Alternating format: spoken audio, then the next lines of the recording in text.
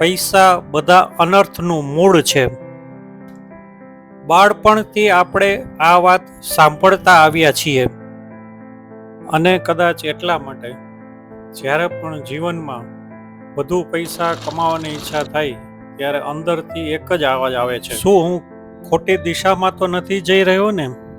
પણ પછી મેં મારી આસપાસના લોકોને જોવાનું શરૂ કર્યું, જે લોકો પાસે માત્ર પગાર નહીં પણ રોકાણમાંથી પણ આવક હતી.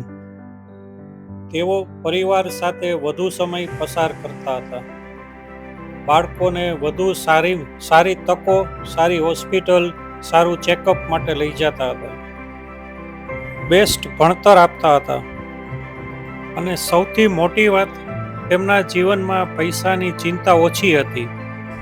ત્યારે મને સમજાયું, સમસ્યા પૈસાની નથી, સમસ્યા એ છે કે આપણે પૈસા વિશે શું માનીએ છીએ.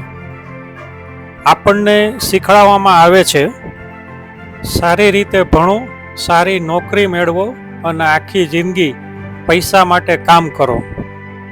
પણ સફળ રોકાણકાર એક અલગ જ પ્રશ્ન પૂછે છે, એવું શું કરવું કે એક દિવસ પૈસા મારા માટે કામ કરે?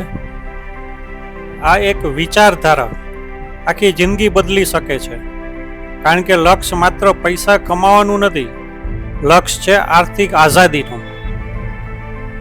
તો આજે એક પ્રશ્ન પોતાને પૂછજો, શું તમે હજુ પણ પૈસા માટે કામ કરો છો કે પૈસા તમારા માટે કામ કરે છે?